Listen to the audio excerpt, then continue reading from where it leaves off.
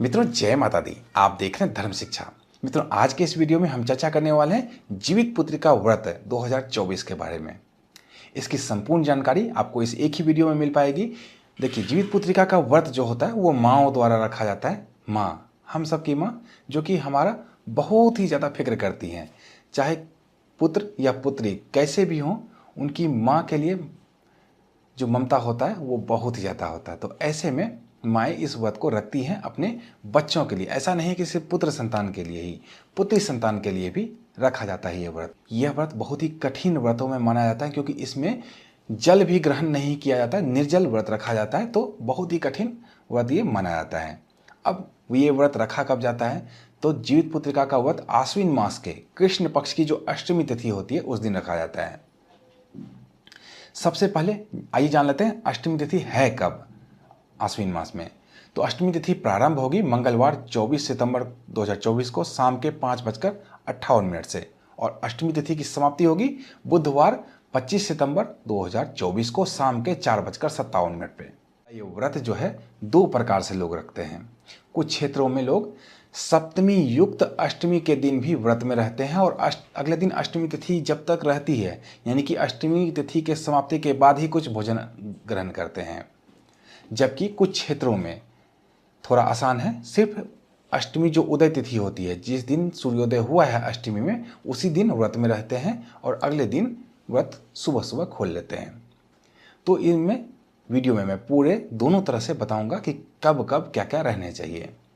आइए सबसे पहले जानते हैं जिन क्षेत्रों में सप्तमी युक्त अष्टमी में भी व्रत रखा जाता है, क्योंकि ज़्यादातर हिस्सों में यही व्रत रखा जाता है। मिथिलांचल के क्षेत्रों में सप्तमी युक्त जो अष्टमी होती है उस दिन भी व्रत रखा जाता है, और अष्टमी तिथि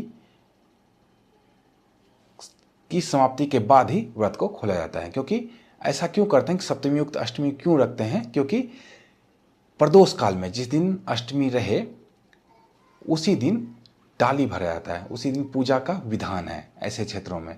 तो इनको ज़रूरत होती है कि अष्टमी जिस दिन प्रदोष काल में रहे उस दिन व्रत में रहा जाए, तभी तो पूजा हो पाएगी। तो आइए जानते हैं। कामेश्वर सिंह दरभंगा विश्वविद्यालय के अनुसार ऐसे क्षेत्रों में नहाय खाए सोमवार 23 सितंबर 2024 को रहने वाला है, ओठगन या फिर सरगई। मंगलवार 24 सितंबर 2024 को सुबह के 4:35 से पहले पहले कर लेना है। अब जीवित पुत्रिका का व्रत रहने वाला है मंगलवार 24 सितंबर 2024 को, और पारण कब होगा? बुधवार 25 सितंबर 2024 को शाम के 5:05 के बाद, अर्थात जब तक अष्टमी तिथि है। अष्टमी तिथि शाम के 5:05 तक है, तब तक आपको व्रत में रहना है। उसके बाद आप पारण कर सकते हैं। आइए आप जान लेते हैं उनके बारे में जो लोग नवमी युक्त अष्टमी का व्रत रखते हैं। वाराणसी से जो छपने वाले पंचांग हैं उसके अनुसार नहाय खाए इन क्षेत्रों में रहने वाला है मंगलवार 24 सितंबर 2024 को, और जीवित पुत्रिका का व्रत रहने वाला है बुधवार 25 सितंबर 2024 को, और पारण गुरुवार 26 सितंबर को सुबह सुबह सूर्योदय के बाद आप कर सकते हैं।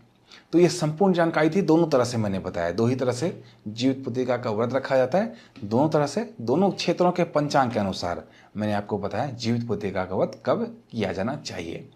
तो मिलते हैं इसी तरह की अन्य ज्ञानवर्धक वीडियो के साथ। तब तक आप देखते रहिए धर्म शिक्षा। जय माता दी।